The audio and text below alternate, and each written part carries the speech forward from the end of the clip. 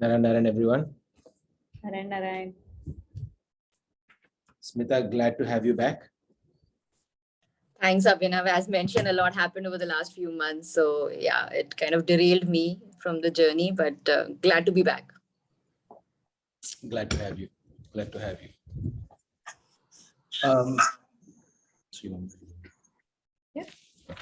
So,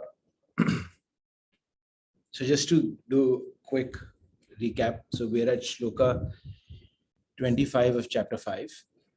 And so far in the chapter, we've studied what it is for us to be a karma yogi.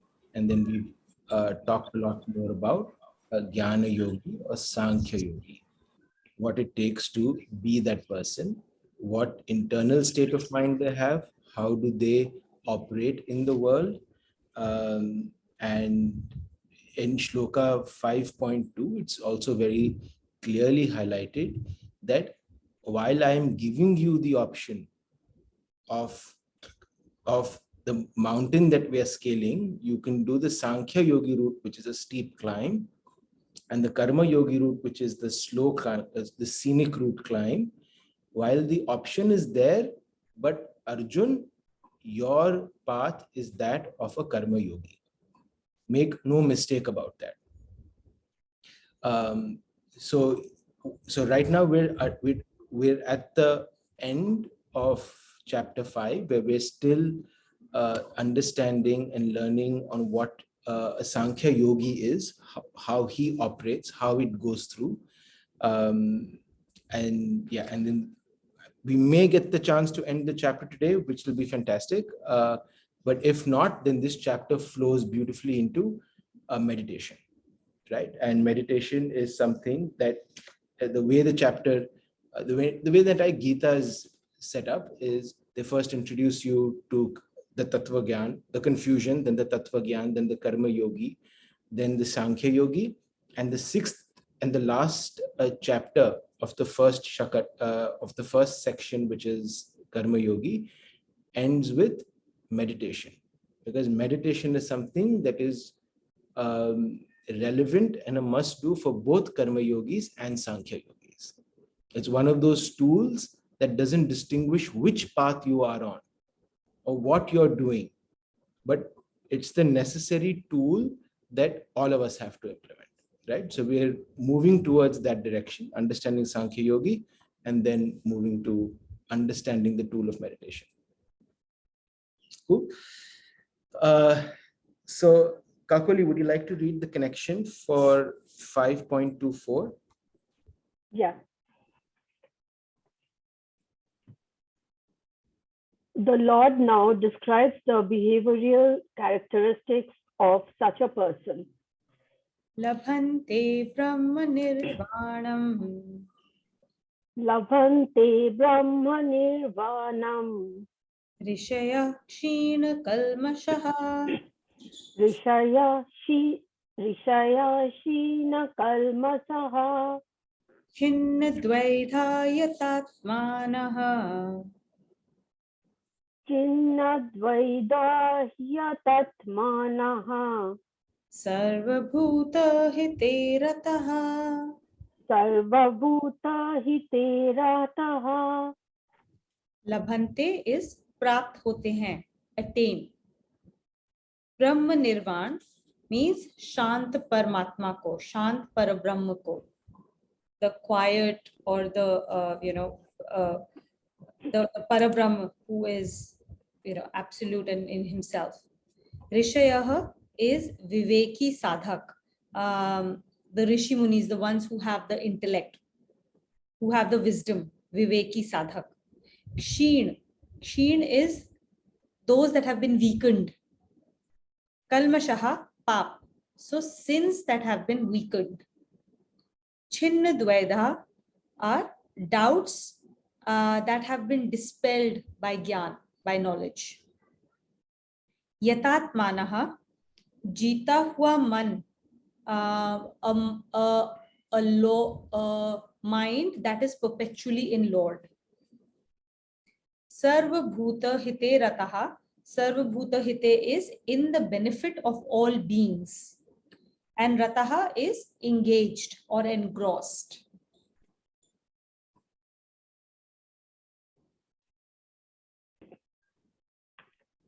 Those seers, rishis, attain to complete self-liberation, whose sins are totally annihilated, whose doubts are dispelled, who are in perfect self-control, and who are ever engrossed in the welfare of all beings. So again, I think while we're reading this, we first, like the last couple of shlokas, we read about their state of being, which is bliss, happiness, the inner peace, right? And we also read prior to that that you achieve it by not looking for happiness in external objects. That is within. So you keep your mind and your senses completely in control from external gratification, right? What this shloka now is talking about is when you're even in that space of peace and happiness, you could be alone in a room, but you will still have thoughts that will come and emerge to take you away from there. And this is in the form of doubts. This is in the form of accruing sin at a thought level. And this is at a being able to not even allow your mind to dwell on sensual objects and thoughts and like your likes and dislikes.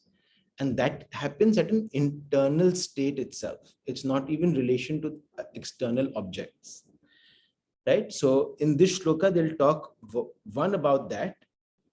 And the second thing, uh, which is something I'll cover a little later, but the importance of lok sangraha, that everything that is done when you're in that state is not to stay in that state. As long as you have a body, we have a duty, we have a role, and we have to carry out our action and our duty. So whether you're a Sankhya yogi or a Karma yogi, you have to do what your the duty is. And if you're in that state, then your only focus is to work on the welfare of everybody else. Because if you work on the welfare of the system, because you and I are part of the system, we will benefit from the system automatically. So that's the entire thought process. So let's read it one by one and we'll go slightly deeper in it. The attributes and special qualities of Jnana Yogis. The Lord attributes 3 special qualities to such Jnana Yogis. Number 1, attenuation of sins. Ever absorbed in divinity, such yogis are free from all sense of covetousness in actions which are performed by them. Giving up all attachments to the outcome of actions, they are absolved of all sins. So this is, when I was reading this, what occurred to me is sin is not the sin that we consider, which is lying, cheating, all of that is of course sin. But in Gita, in this particular shloka, what became available to me was that the outcome of all those actions is actually attachment. Right? Giving up attachment to the outcome of actions, they are absolved of all sins.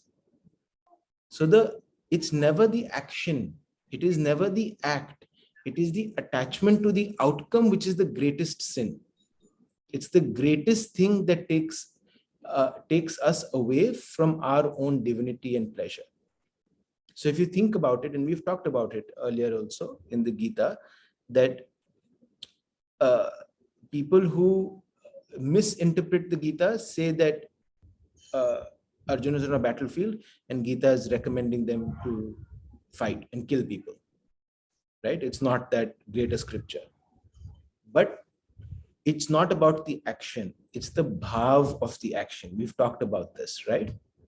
If he was attached with anger and hatred towards the people and that's why he was doing it, then by all means that is wrong.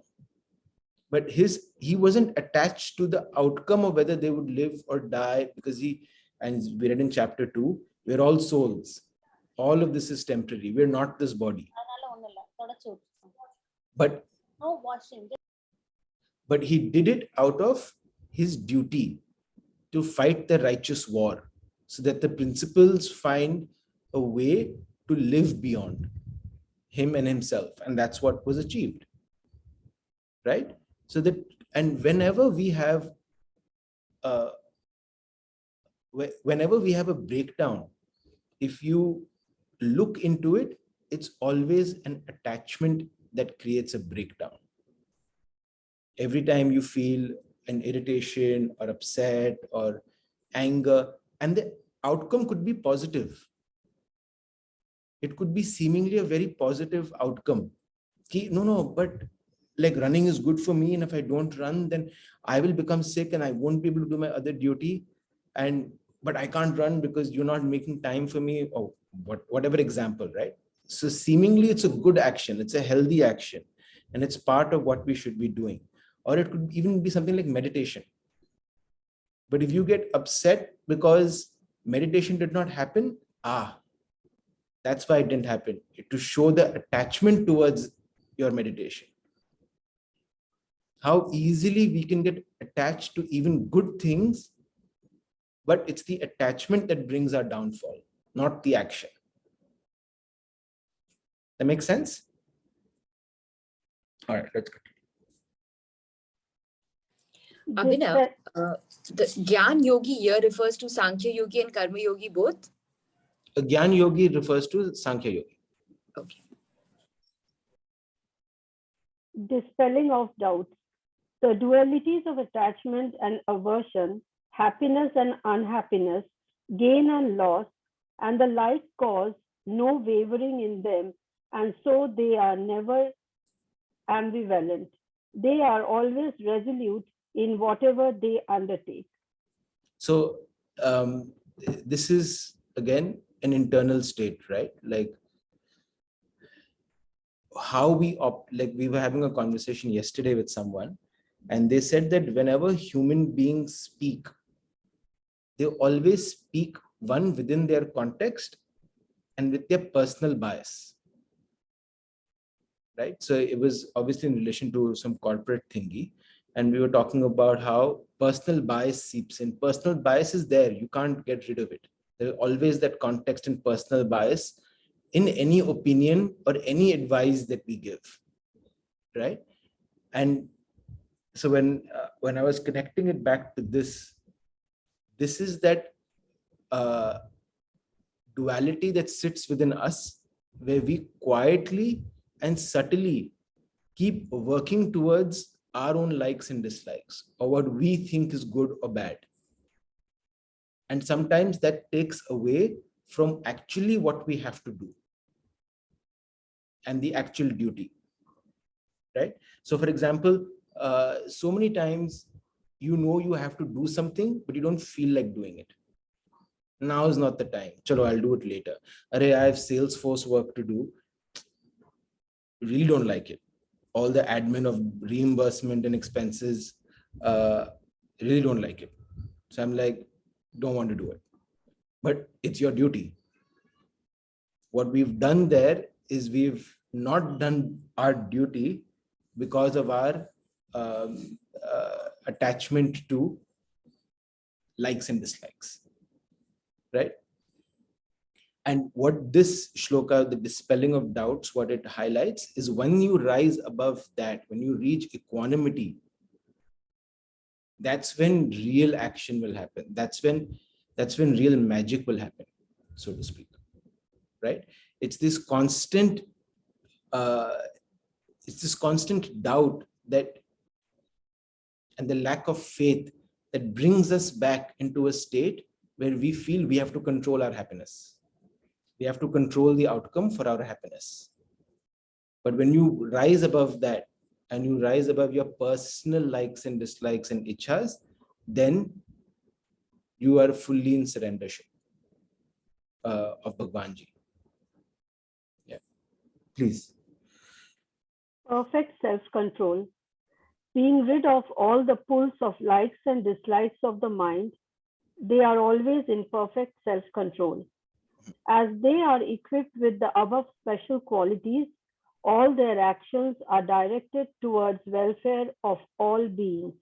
Whatever they do for the general good is not actuated by any expectation of acclaim or gratitude. Their temperament becomes such that while performing any action, they are free from the sense of being doers. Whatever is done by them is only with an eye to general welfare. Amazing. So this is an important point, right? And this highlights that attaining this inner peace and this inner happiness is not for you to sit and then be blissful and happy. That is not the job. It is not just to light your inner divinity and then be happy. Are bhaiya, I'm enlightened. What is done is done. No. You light the inner divinity so that you can go about doing your duty in a way because you are his or her, you're his instrument. And that is what we are born to do. That is what we have to do in this life. So you have to go out and do your duty. But depending on your role, whether you're a karma yogi or a sankhya yogi, your duty will be different. So a person who is a karma yogi, we all are aware that we have a ton of work. We all are grahas. You sit idly for 1 day, 2 days, 3 days. After third day sitting in the home alone, you just physically can't. You'd want to step out. You'd want to do something. You'd want to create something. Your satisfaction does not come from doing nothing all day. Your satisfaction comes from saying, I was to do 3 things and I did all of them. Right? That's how we are wired. So what this shloka is saying is that satisfaction becomes greater if those 3 things you're doing is for absolute welfare of everyone. Lok sangraha. And if you do it with a seva bhav, so you're not doing it for likes, you're not doing it for praise, you're not doing it for because I look good, you're doing it as an act of seva.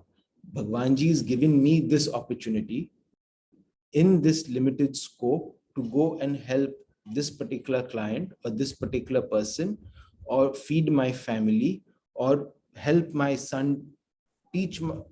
It's a seva that I have an opportunity to teach my son how to tie shoelaces. And he may be very stubborn about not wanting to learn, but that is also my act of seva because Bhagwanji is also within him. Right? Are we able to look at all of our duty and actions from that light? And the second piece, which is Sankhya Yogi,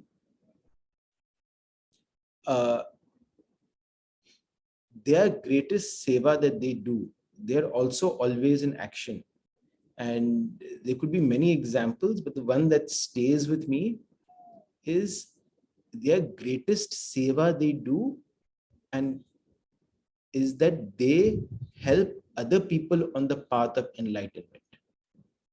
And that is considered the greatest seva you can do.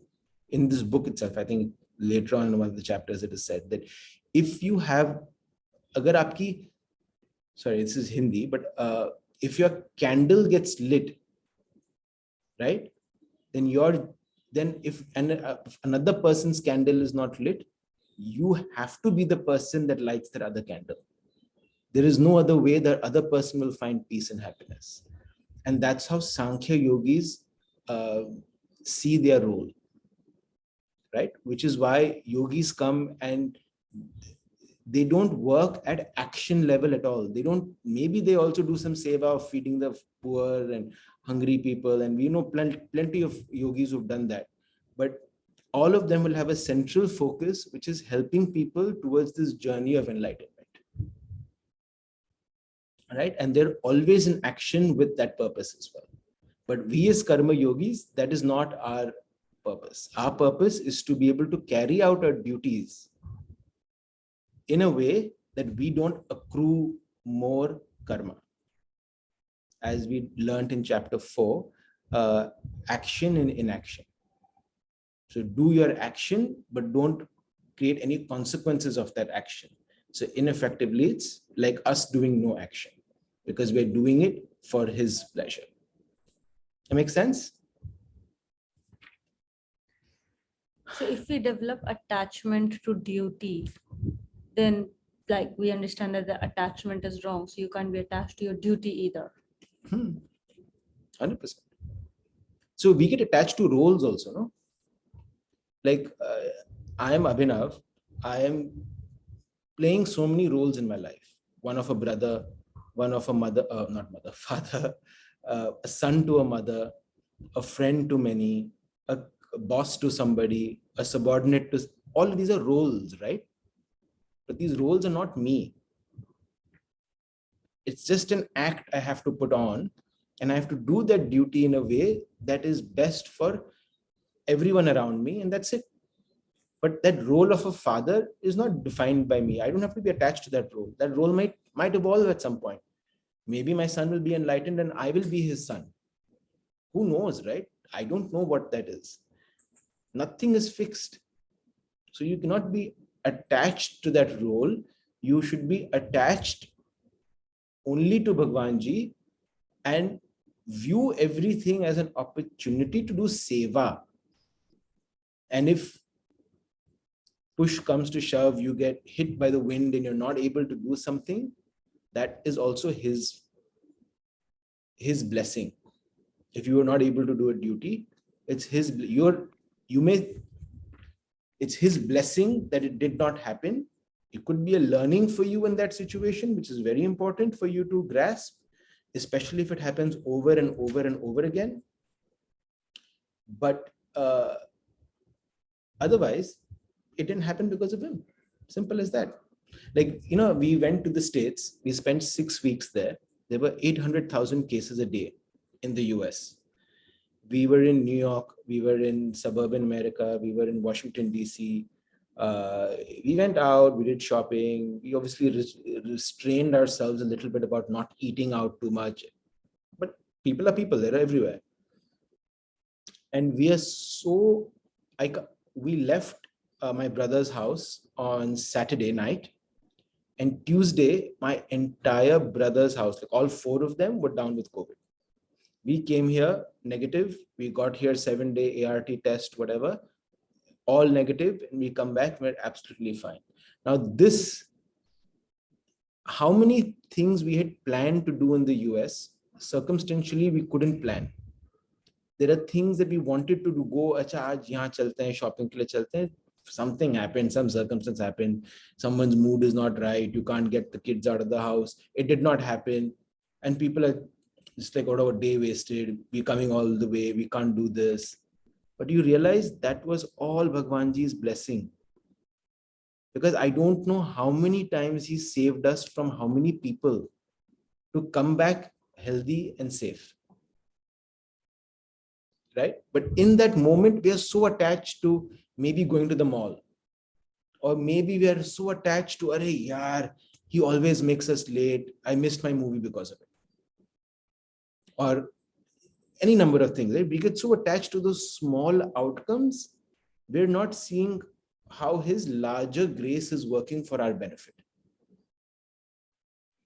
And that's why moving away from attachment, coming to equanimity, if something did not happen, that is also for your benefit. You just need to see how. And that is why we need to sharpen the intellect.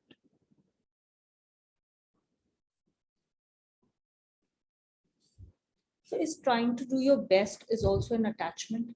Like you have to Perfection. do your best. So, No, perfection is different. Perfection, everyone understands. Perfection is different, right? I understand perfection. I think I highlight for everyone.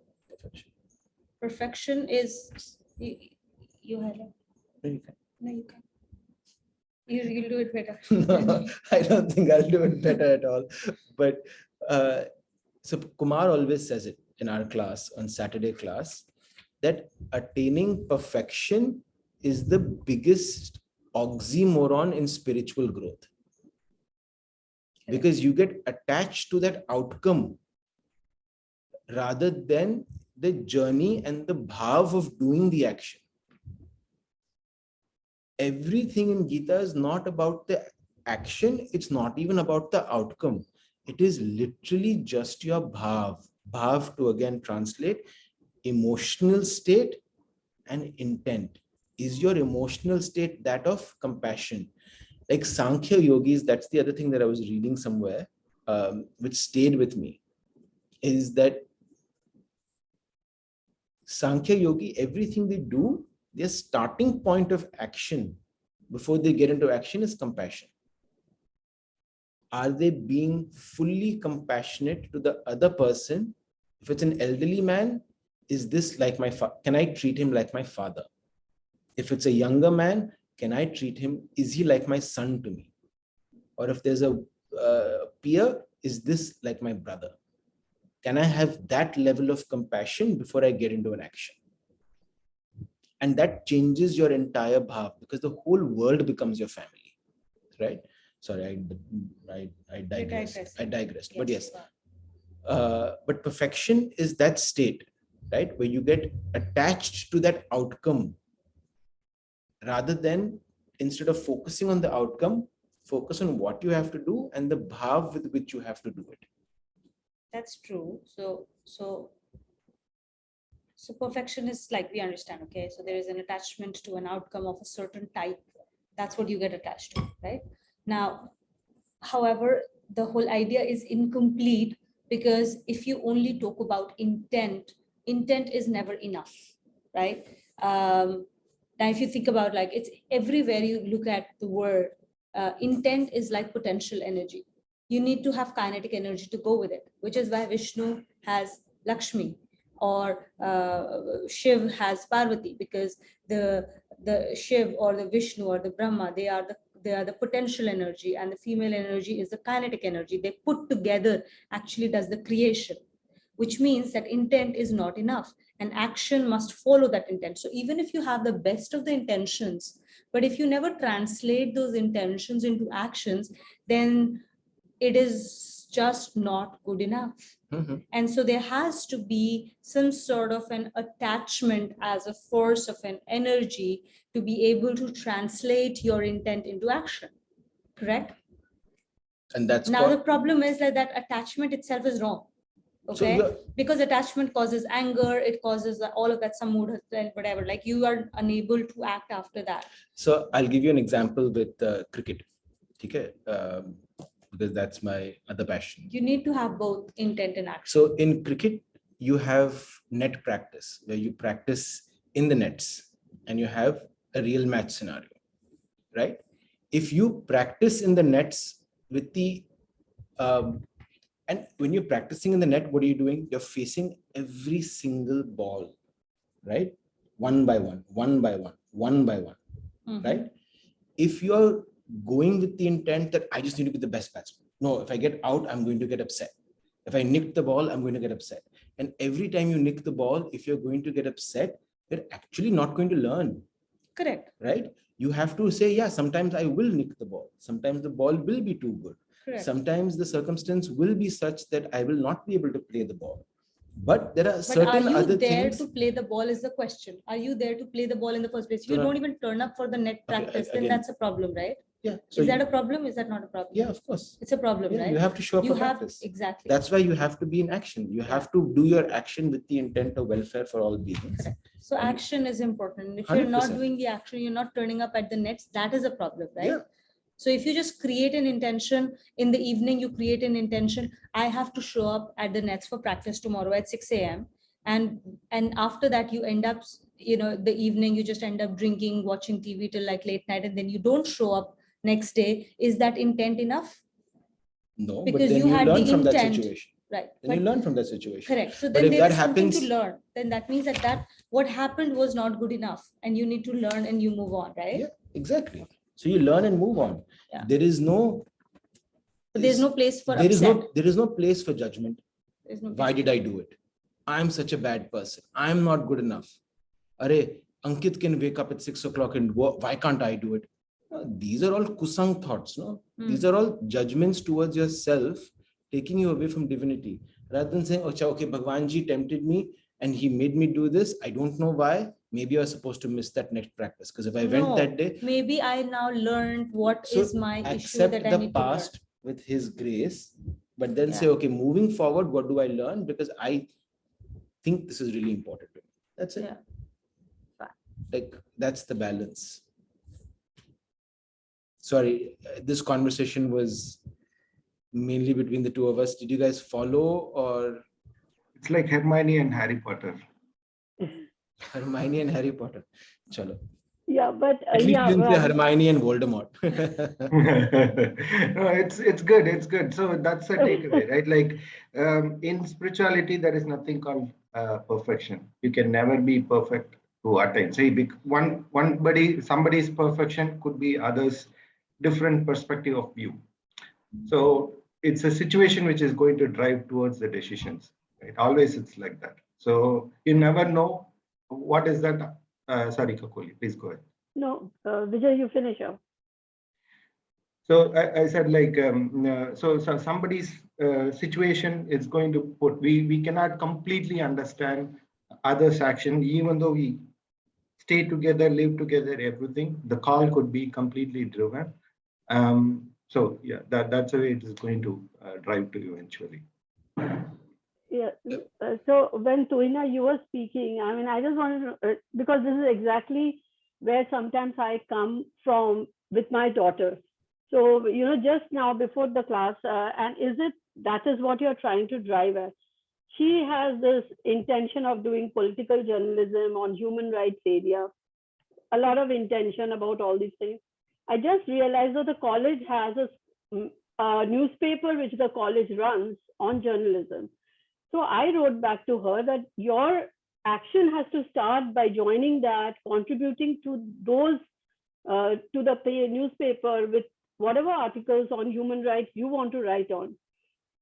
I've not got a reply yet, but that is what, when you were saying, I felt that is what I was also trying to drive at with Disha, is that it just can't be the intention. You need to also have some action around that. Is that what you are trying to basically, both of you, when you were explaining, like trying to in a way, I'll tell just, us? yes, absolutely. And I think I'll just clarify or add a couple more layers. Aapka purpose, your intention is clear. Ask her to define her purpose. Why is she doing this? Why is this so important to her? Because it has to come from within. It could very well be, and I don't know your daughter, but I'm just saying it could very well also be that sometimes people borrow other people's intentions and make it their own, especially after a certain age in college and school. And then 5 years later, you realize, no, that was not what I wanted. That's because it's not coming from within. So it is worth first exploring the journey within of what is my real purpose. Once you identify your purpose, you can identify what intent, bhav with which I want to contribute. First, become aware of the starting point and how it sprouts. Then if there is an opportunity for her to write or welfare or whatever, college campus, etc., she will know intuitively whether this is aligning with me or not. The actual action, we don't need to try and match all the time. Every person's starting point has to be from within, and they will know whether it's matching with their internal journey or not. And that's the way I would make her understand there are layers.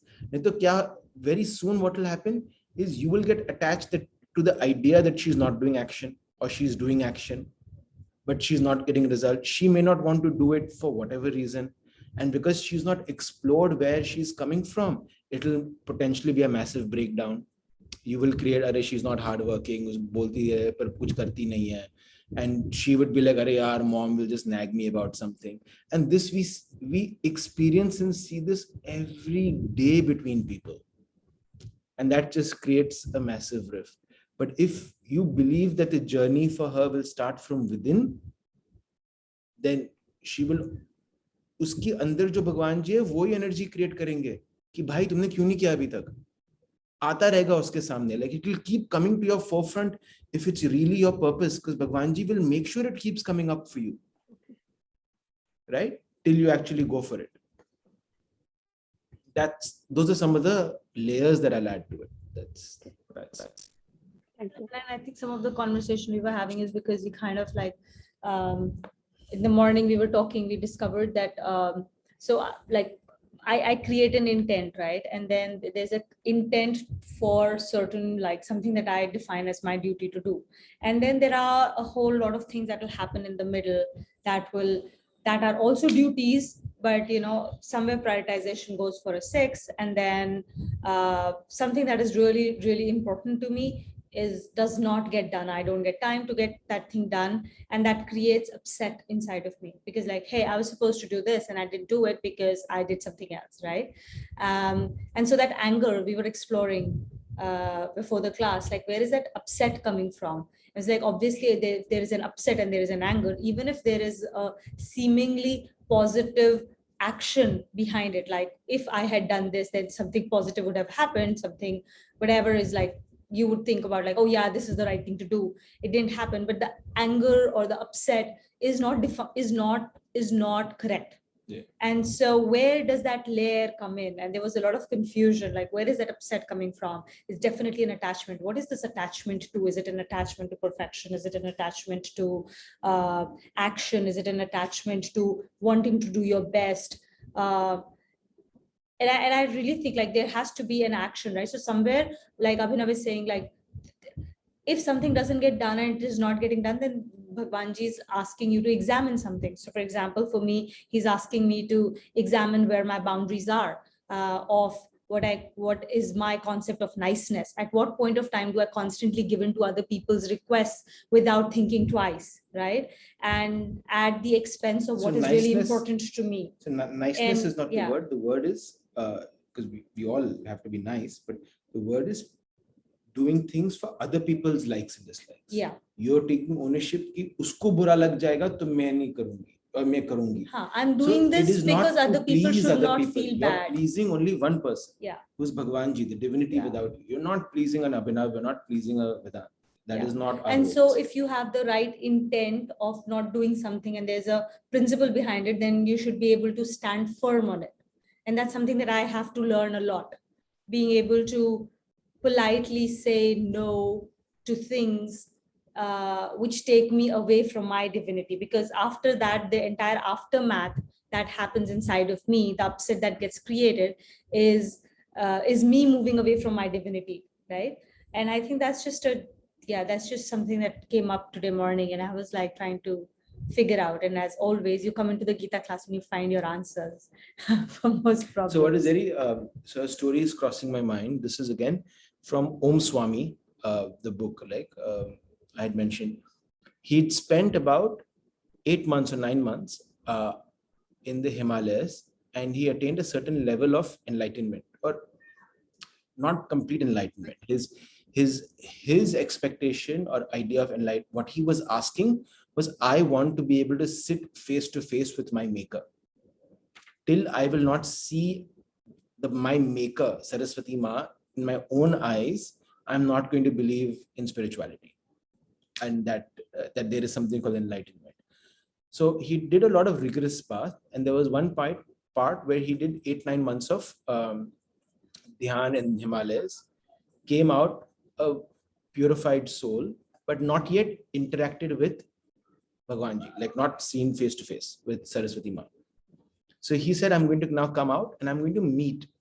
Like his internal push was, now go and meet people.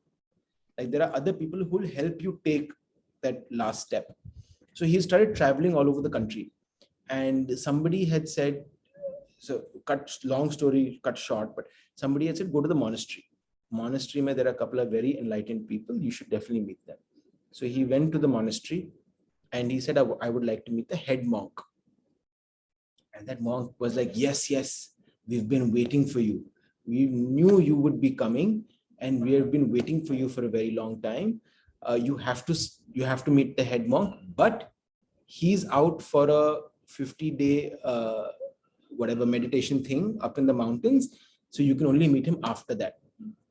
And he said, okay. And then the other monk said, but he will be very angry if you go now. And Om Swami said, wait, he'll be angry? He's like, yeah, he'll get very upset if you came all this way. He was looking forward to meeting you. He knew you were coming. He will get very angry if you leave without meeting him now. And Om Swami in the book writes, he's like, the fact that he can still get angry means he's not there. And he left. He refused to meet him. He's like, he's not the person I'm looking for. And that kind of story is very powerful, that as long as you have anger in you, you're not divine. It is not a divine quality. That means you have to examine where is that attachment, and it is always attachment. Always attachment. Desire and anger always stem from attachment, and it's for us to examine. That's our work. That is our real work, to be honest. Baki sab to hota rehta hai, but that is our real work we need to make time for. Yeah. All right. So, Nandini, would you like to read the connection?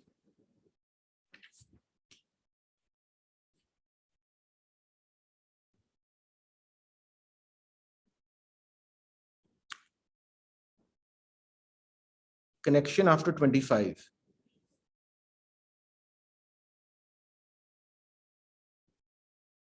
Can't hear you. Cannot hear you. No, I think maybe the speakers are not working. Yeah, maybe the microphone's not working. Yeah. Nana, would you like to read, please?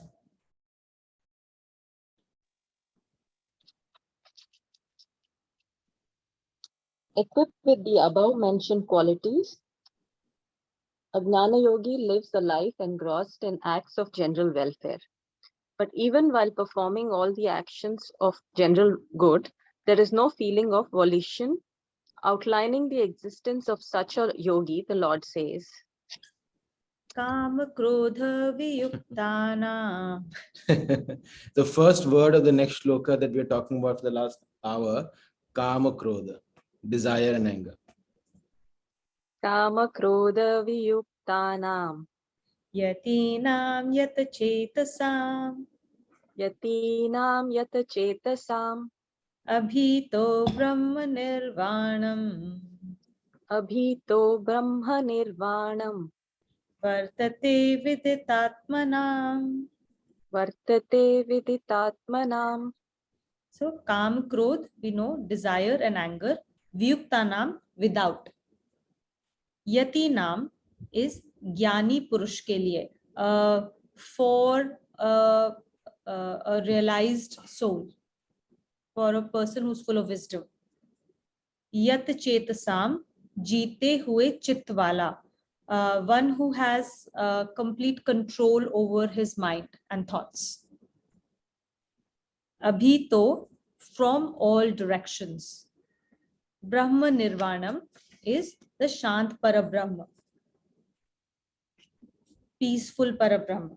Vartate, Vartate is Paripurna, one who is complete or fulfilled. Viditatmanam, one who has realized the Brahman.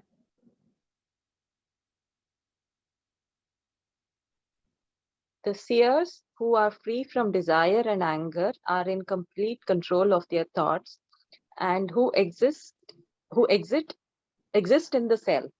They experience divine bliss from all sides, having realized Brahman. Existence of Jnana Yogis in total serenity of the self. Such Jnana Yogis are completely free from the urges of desire and anger. Their consciousness is conjoined to the Supreme Self so intimately that their existence is completely absorbed in the total and blissful serenity of the Self. The state of this existence is so unique that a person plagued by worldly consideration would be unable to grasp its correct import. The reason is that for an ordinary person, divinity is imperceptible to senses. But a Jnana Yogi has such a direct perception of absolute reality that the yogi's existence is totally absorbed in it. Paramahamsa Ramakrishna used to give an example. If a puppet made of salt was to enter a sea to gauge its depth, would it ever return? It would be completely dissolved in the seawater. This would give some idea of the attainment of oneness with the absolute by a Jnana Yogi. Yeah, I think that example is fantastic. Um, the two other points that I wanted to highlight here. One is that as long as we have desire and anger, which we now understand is also related to attachment, we are never in control of our thoughts. And if we are not in control of our thoughts, we're not going to be in control of our reality or be able to express divinity. Because any external object, if it hits you, you've lost your imbalance because your desires come up or your angers come up, right? So that was one. The second, and I tried to think of an example for this, but the only one, and I don't know if it's going to be relatable, but I feel like, we've all experienced moments of quiet bliss, not pleasure, bliss. And in those quiet moments of bliss, whether we are alone, whether we are with someone, if somebody comes and offers you a sensual pleasure, like, chalo, let's go eat something, let's go get a coffee, let's go do this, it's very easy for you to say no, because you're already experiencing that bliss. You don't feel like even going out and doing, like, chasing some of these sensual pleasures, so to speak, right? And I certainly know that all of us have been in that moment where it's very easy to say no to things. And that's what this shloka is trying to highlight, is that when you're completely one with divinity, it becomes so easy to say no to external objects. So if external objects, if I say the opposite, rattle you to bring up your desire and anger, only thing to do is work on that divinity. That's the only thing that will strengthen you so that you're able to say no to those external objects. Okay. Thank you, Nana. Sanchita, would you like to read the connection?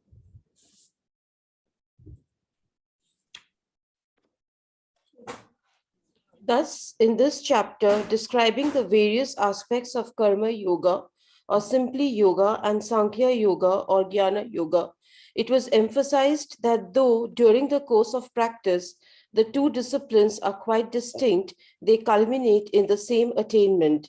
The characteristics, the comportment, and the attainments of such yogis were also explained. However, for those who practice either of the two disciplines, practice of the yoga of meditation is extremely useful. So now the Lord describes in brief the yoga of meditation. Yeah, so before we read the Sanskrit text, I do want to pause and bring to light the wonder of this book, right? Today, meditation, we all understand it. We've all grown up hearing about it, and it's been, there are apps now for it. Western science appreciates, there are books now, scientific books and papers written on the power of meditation. All of that's done. This book that you're reading and these shlokas were about 3,500, 4,000 years ago, right? And now when we read this particular shloka, you will realize with how much detail, physical detail, meditation is described. we're talking about 3,500-4,000 years ago, well before anybody had even considered or thought about it. And that's, let's not lose our wonder of what we are holding in our hands as being timeless. That this comes from a source of such purity that human beings are still discovering what they said a long time ago. Science is still discovering the power of some of these things, right? And these things are timeless. And the second thing that I wanted to highlight is also take a moment to become aware of how blessed we are, for most of us, if not all of us, to have been born in a country which has this tradition, and the blessing that we have access to these scriptures that started this entire movement, so to speak. This spiritual journey that everyone's going towards now of mindfulness, etc., and meditation, and how that's helpful for you to be more productive. We're obviously using it for sansaric outcomes sometimes, but the crux of it, we should be grateful that we were born in that land where yogis were practicing this and teaching this word of mouth for thousands of years. That's why they say, oh, India has a very rich history with a lot of texts, etc. It's because we were able to, we had the land of where we had enlightened people who uncovered these texts for us and told us what to do. It's now our choice whether we practice or not. There is a Gita sitting in every house in the country. It is our choice whether we pick up and read to try and implement or not. There is meditation that we all know is beneficial for us. It is our choice beyond a point, right? And so we'll be talking about this, but I did want all of us to appreciate that what we're reading is actually timeless. And this is one way for you to be sure about it. And it still baffles me, the detail with which we'll talk about meditation. 4,000 years ago, when the problems were so different, humanity looked so different. Like, imagine talking about all this, people will be like, pagal aadmi aaya. And I'm sure that's how a lot of them got treated also. ये क्या बात कर रहा है, बैठ के ध्यान करो, मैं खाना खाना है, मैं we need to do our farming and this and that. But what truth is truth, it is regardless of context, right? So appreciate that we're reading the truth. Please. A couple of more things here. Like in English, the English is just not a good translation for what we are reading, right? Where whatever words we use sometimes just one word for, like, a range of words. And so sometimes the meanings that I give for the shlokas are also they are not accurate, right? They are just like somewhere near there. You kind of get a sense of things, right? It's like using the word snow or ice for everything out there. But talk to an Eskimo and he will tell you the different types of ice. And they have so many different words for ice. And each word implies something about the quality of that ice and what you do with it, or what you shouldn't do with it, or how you deal with it, right? Just that one word, the name that has been given to it, gives you so much of understanding of what you're dealing with, right? Similarly, Sanskrit and generally our rich heritage, because there has been so much of inner exploration. The inner world has been explored so well that there are so many different words, and we are not able to always translate them properly in English, which is why knowing Hindi words and their nuances, knowing Sanskrit words and their nuances is extremely important. So as an example, the word meditation, we will be talking about it in all of next chapter. Meditation is another one such word, which actually has no meaning at all. You don't know what you're talking of when you say meditation. In Sanskrit, there are so many different things that you can refer to, and I don't even know all the words myself, right? I'm a seeker learner myself, but at least 4 of them I know. You could potentially be like, when you talk of meditation in the Western world, you typically think of somebody just closing their eyes. That's it. You don't know what's going on inside of them, right? But that person could literally be just doing jap, could be doing tap, could be doing dhyan, could be in samadhi, and there are lots of other things that that person could be doing, including just sleeping with their eyes closed. So there's a lot that can go on, and we are going to be talking about some of them as we go forward. The Naam Jap that we've been talking about, all this while, is one type of meditation. In the next chapter, we will be focusing on what is called Dhyan meditation. Dhyan. Okay, we will learn how and why. But there are several other layers to this. We'll try and go into some depth with as much as we can. But ultimately, we will all have to, bring that into our lives. That is when the maximum benefit is going to happen. Okay, read. Sparshan kritva bahirbahyam. Sparshan kritva bahyam. Chakshushchaivantare bhuvoh. Chakshushchaivantare bhuvoh. Pranapanau samau kritva. Pranapanau samo kritva. Nasabhyantaracharino. Nasabhyantaracharino. स्पर्शान इज विषय भोगों का चिंतन करता हुआ. So विषय sense objects, by thinking about or dwelling on sense objects. And there's kritva. Kritva is nikal kar, to take out. So, and bahi is external, bahar. So here what we are saying is, by taking out, throwing out of yourself any thoughts about the external sense objects.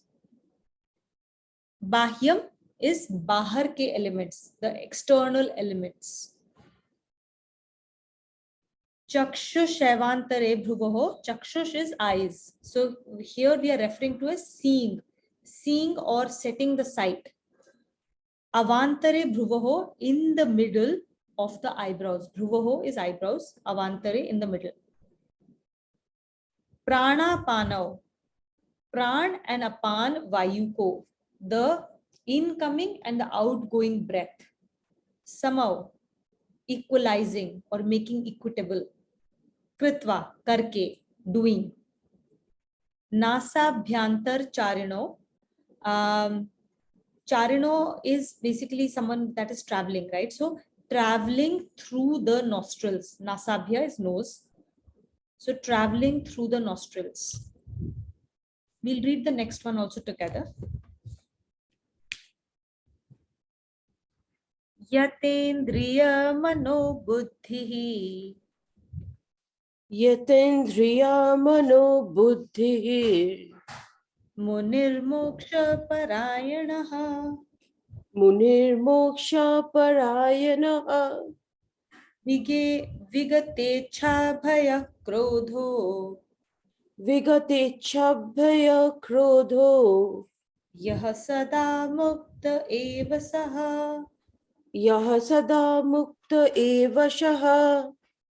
Yatendriya mano buddhi, one who has control over senses, mind and intellect. Indriya, man or buddhi. Muni moksha parayanaha. Muni is the seer. Moksha parayana, one who is constantly engrossed in trying to achieve liberation. Vigate is free from. Free from what? Ichha, desire. Bhay, fear. Krodho, anger. Yah sada mukta eva saha. Such a person achieves liberation. Mukt ho jata hai. Sada, forever.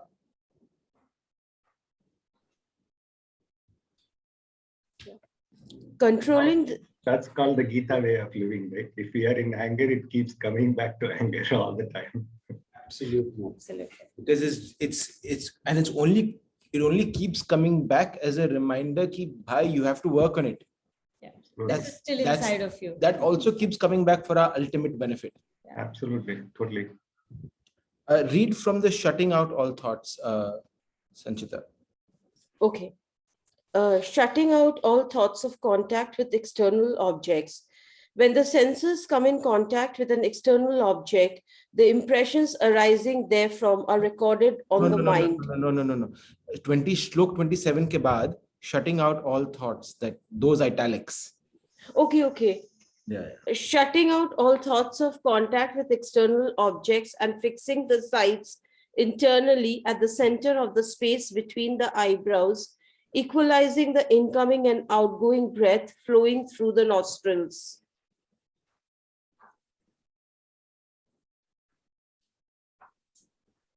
Go ahead. And then should I read procedure for meditation, because we've read the sloka? No, so now read controlling the senses, the mind. Okay. Controlling the senses, the mind, and the intellect, fully engrossed in achieving liberation, free from desire, anger, and fear. The seer achieves liberation forever. Procedure for meditation. Whatever has been said in these two shlokas about the procedure for meditation has to be understood very clearly. Anyone trying to practice a discipline for God realization must set apart some time every day for meditation, like a navigator who has to ascertain his location on the high seas from time to time with the help of various instruments. While giving the procedure for meditation, the Lord indicates the following important points. So, two things again. One is, what is the purpose of this? Anybody would like to share? What is the purpose of doing meditation? I think it is to bring a purpose and a focus in life. That may be a benefit, but what's the purpose? It is to slow down. It is to slow down the Reading, the mind. The thoughts are that comes to your mind actually. correct. It's the most powerful way for us to slow down our monkey mind, which is constantly in action. Okay. It is a way for us to observe. It's not to control it. It's to observe, and through the practice that we read, it's a way for us to observe the mind till it becomes quieter and quieter and quieter. Right? That is the purpose of why we do meditation. And what is the purpose of achieving that? Self-realization.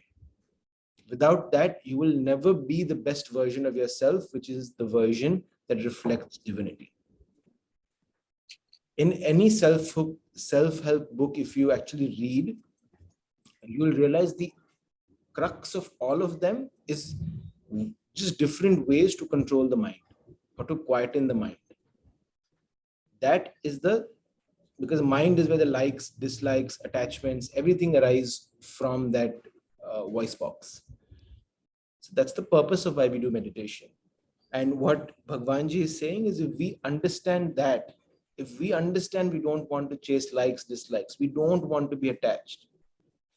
If that is something you really believe you want, then set aside some time and do it.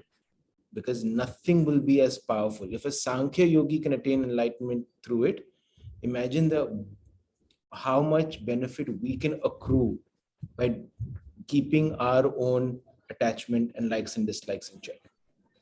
Here's another thought about meditation. On an average, our mind goes through 60,000 thoughts a day. On an average, any human being goes through 60,000 thoughts a day. Meditation is a way of being able to hold on to a thought for as long as is possible. And what happens then? See, this entire world there is no structure to it. Everything is energy. Everything around us is energy. We're energy waves, and every part of this world is energy waves. And there are all kinds of energies around us. Thought is a force of energy. And thought is the only way of entering the world of energy. If we can hold on to a thought long enough, then that thought becomes stronger and a stronger force. And hence it is able to enter and create change in the energy patterns around us. And that's how we create the world around us. If we are constantly flitting between 60,000 thoughts a day, our ability to create around us is very little. Going back to what we had discussed in the last class, our destiny depends on how aware we are and with how much awareness we are living each day. Meditation is the way to achieve that awareness.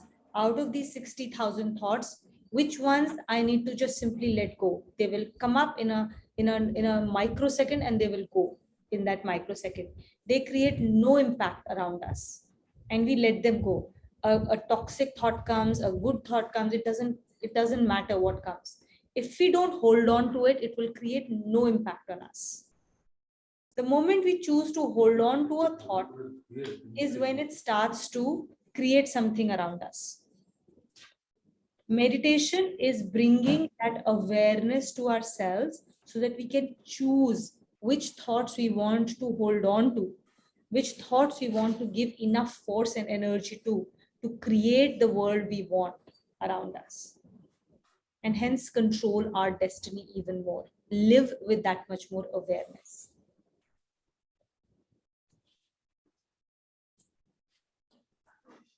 Shutting out all thoughts of contact with external objects. When the senses come in contact with an external object, the impressions arising therefrom are recorded on the mind. The mind then takes the shape of those objects which were perceived by the senses. This is somewhat like the recording of the image of an external object on the photographic plate of a camera. If a shutter blocks the lens, the image would not get recorded, as its impression would not be able to enter the camera.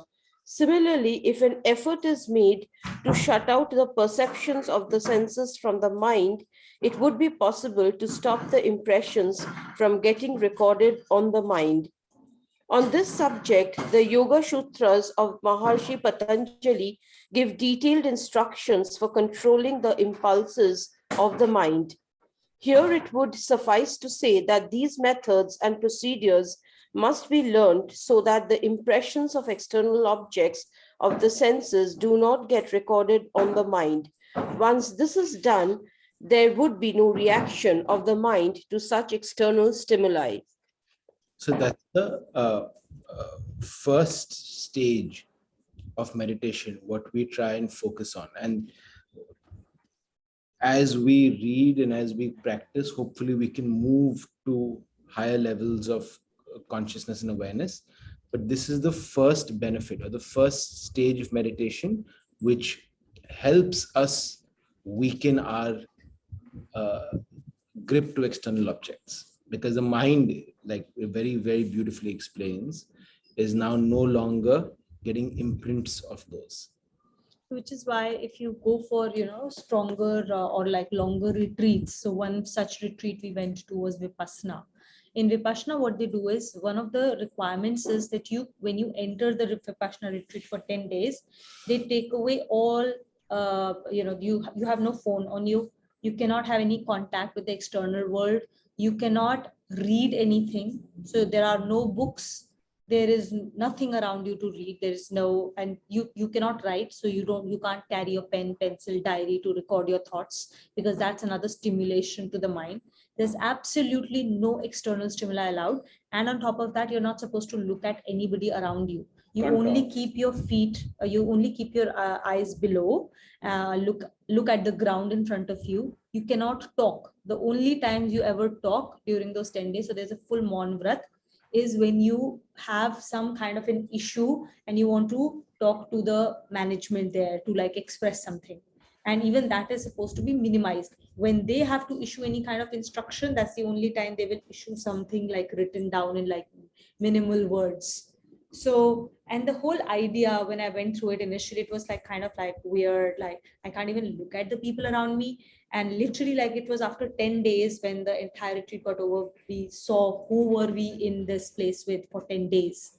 And obviously there's nobody, like all I knew was like I recognized people by their feet, because that's all that you are seeing, that you're like, oh, this is one person, this is second person, right? And I realized that the whole idea was to shut out external stimuli. It takes a few days, and slowly there is no other external stimuli coming in, so your mind starts to chill out and it starts to like cool down. The number of external stimuli related thoughts really come down in a big way in like a couple of days time, because you've thought through, you've ruminated, and you've like done to death every other thought that you had come in with, or anything that is related to the new environment, all your issues with this new thing that is being introduced, your complaints about like, why is this way, why am I asked to do it that way, all of those start to quieten down after day 2, day 3.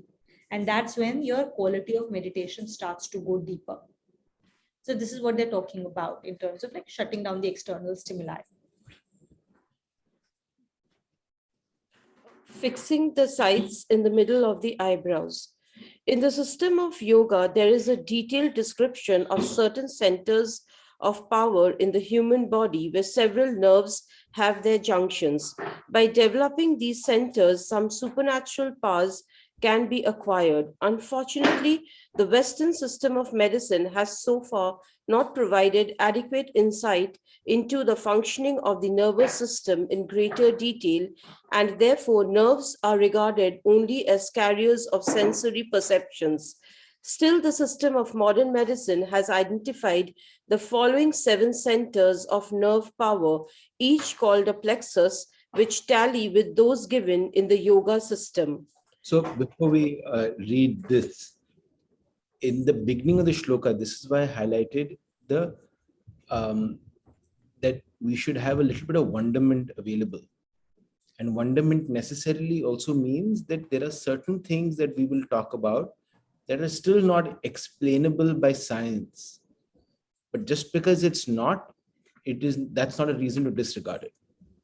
Because science, as we'll discover, has also discovered a lot of these things and agrees with a lot of the yogic texts, right? And this is one proof of it. And yeah, it's just be cognizant that this was written 3,000 odd years ago, and how detailed and how beautiful it is. Please. Pelvic plexus, Muladhara chakra.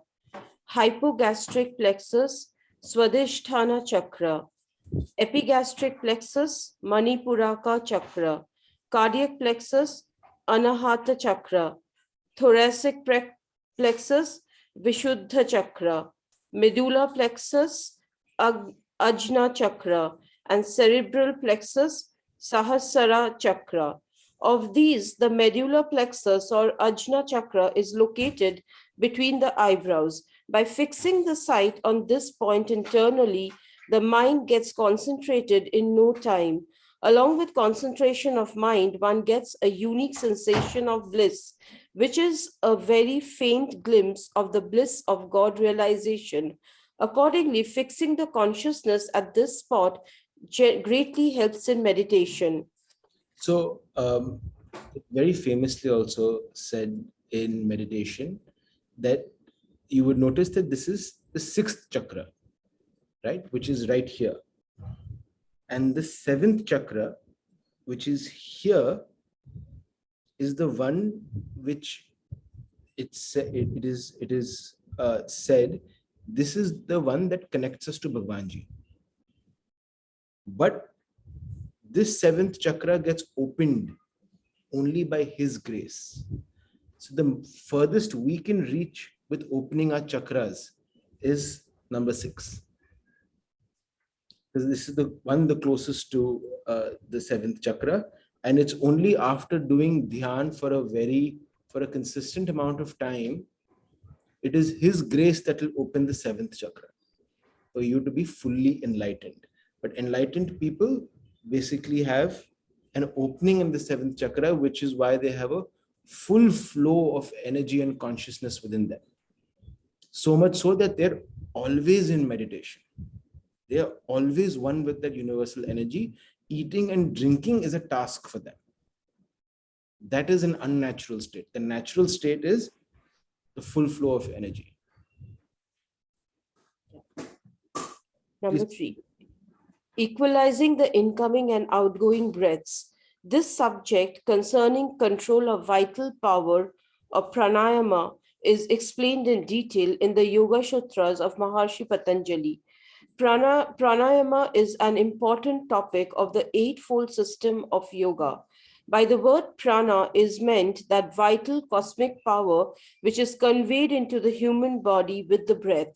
While the child is in the mother's womb, the lungs remain inactive as there is no passage of air, but the child remains alive due to transmission of the vital power. As soon as the child comes out of the mother's womb, its lungs start functioning, and then the vital power is transmitted with the breath. How the lungs suddenly start functioning at the time of birth is a mystery to this day. The yogis of India had complete knowledge about the transmission of vital power, which they knew how to control. The intake of breath in both the nostrils, necessary for transmission of vital power, is not equal at all times of the day. The movement of breath is sometimes greater in one nostril and sometimes in the other. As the mind gets more and more concentrated, this intake gradually gets equalized. This is due to the fact that the concentration of mind is directly related to the movement of breath. If the mind gets concentrated, the movement of breath in both the nostrils is equalized and vice versa. Also, it has been observed that for a person in normal health, the movement of breath in both the nostrils gets equalized at sunrise and at sunset. Therefore, it would be found easier to achieve concentration of mind at these two times of the day than at other times. It is for this reason that these two times are considered to be the best for meditation. So a couple of things here. I think this is quite self-explanatory because it's quite detailed. But this equalizing of breath is honestly something I wasn't aware of. But if you try and meditate, and even if you, I'm sure all of us have at some point, and you focus on your breath, you will quickly observe that air is gushing out of one nostril more than the other. Now, why? There are obviously reasons of why that is, like maybe your Rajaguni Bhav is high or whatever. I honestly don't know. But it is true. Like on a daily basis, if you just quiet and sit down, put your finger under your nostril, if you can't feel your breath on your upper lip, you will feel flow pressure in one nostril is greater than the other. And that the beauty about prana and breath and mind is it's the only function in the body which is both voluntary and involuntary. It happens without us paying any attention to it. It happens without us paying any attention to it, but you can also control it fully. But with your heart rate, with your blood pressure, with all of that, it's all involuntary. We can't control any of that. Which is why the breath becomes a very powerful mimic to the mind, because the mind is similar. It can keep running all day involuntarily, or you can choose to bring it to attention by focusing on a task. So they mimic each other really, really well. So if you control the breath, you're able to control the mind. And that's the connection to highlight.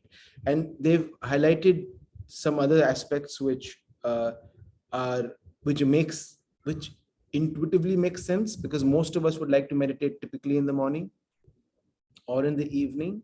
And that's, as the text says, it's because that's when our breaths are actually most equal. So to add on to it, the word pran is again one of those words that are very imperfectly translated into English. It has a much deeper meaning.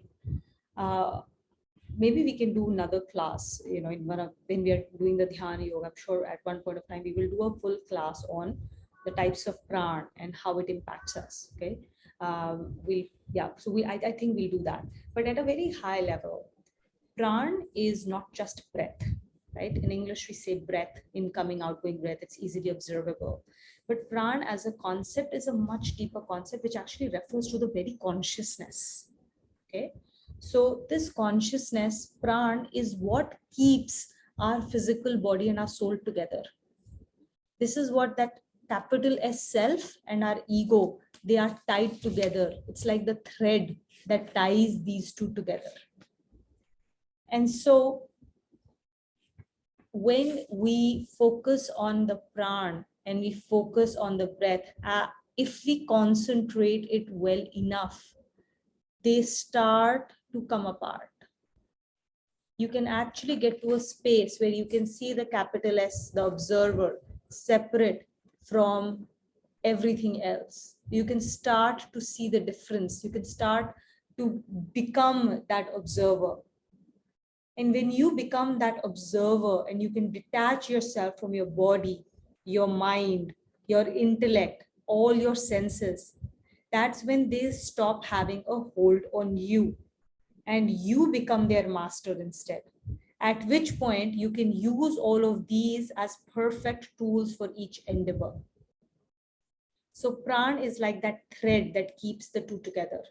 And hence following of breath is so important as a way of dhyan, concentration. Now, there was this discussion around the nostrils and the breath, right? So there are three main nadis in our body, and they do What not is have nadi? a nadi is like, yeah, it's like nerves. But Nerves. they are called the Ida, Pingala, and Sushmana.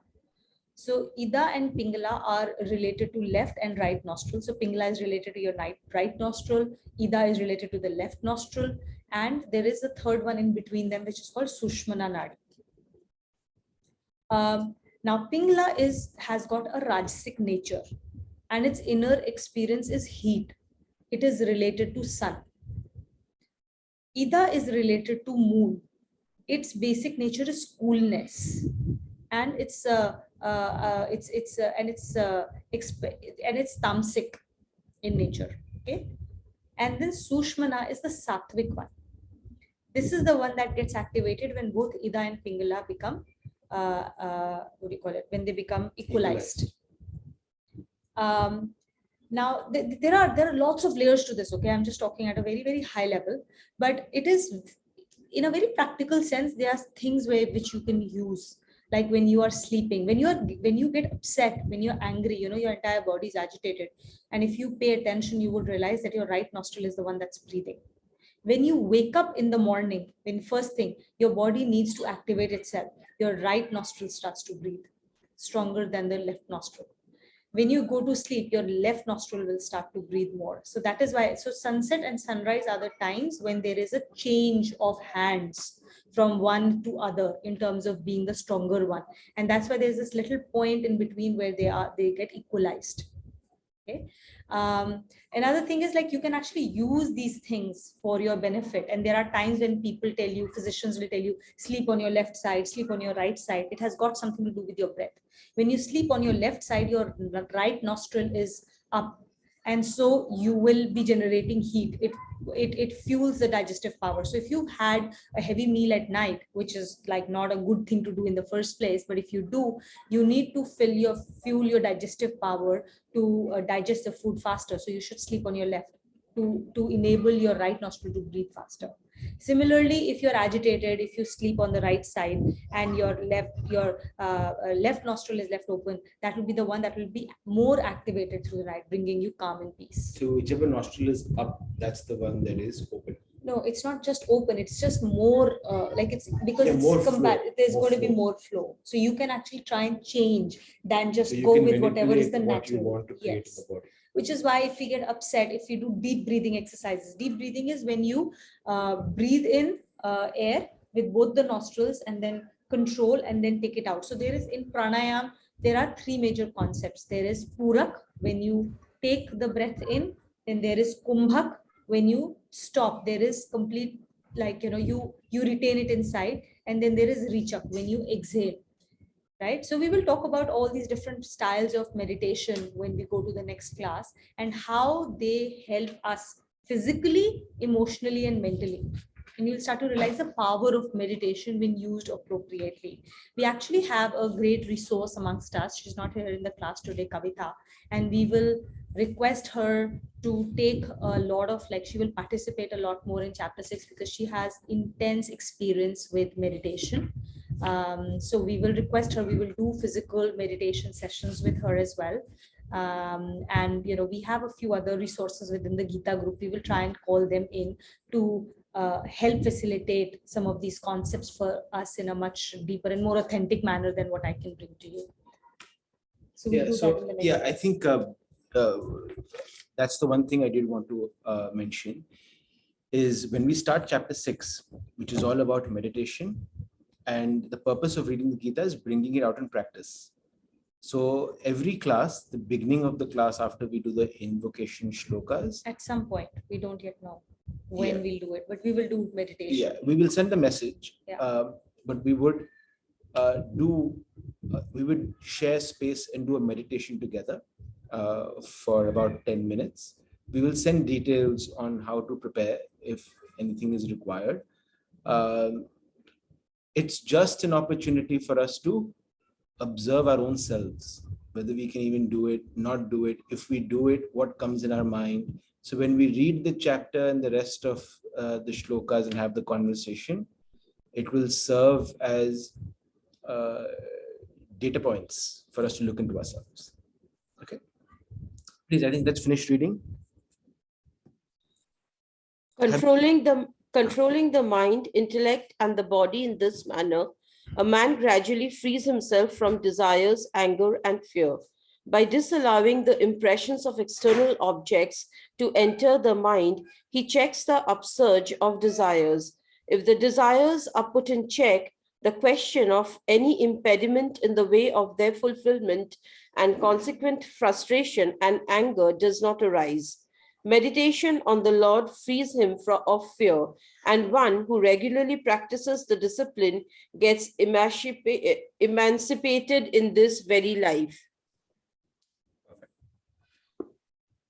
And yeah, one more shloka left. I thought we'd be able to finish, but this is also a very long one that introduces us and is preparing us for the second section of the Gita, which is Bhakti Yoga, and how Sankhya Yoga, Karma Yoga culminates into these last two shlokas in meditation.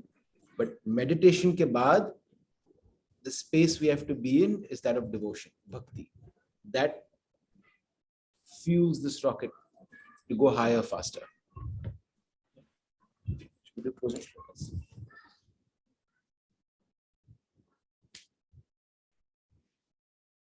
Om Sarvesham Swastirбhavatu Sarvesham Shantirbhavatu Sarvesham Purnam Bhavatu Sarvesham Mangalam Bhavatu Om Sarve Bhavantu Sukhinah Sarve Santu Niramayaha Sarve Bhadrani Pashyantu Ma Kaschid Dukbhag Bhavet Om Asatoma Satkamaya Tamasoma Jyotirgamaya Mrityorma Amritam Gamaya Om Shanti Shanti Shanti Om Purnamada Purnamidam Purnat Purnamudachyate Purnasya Purnamadaya Purnameva Vishishyate Om Shanti Shanti. Shanti.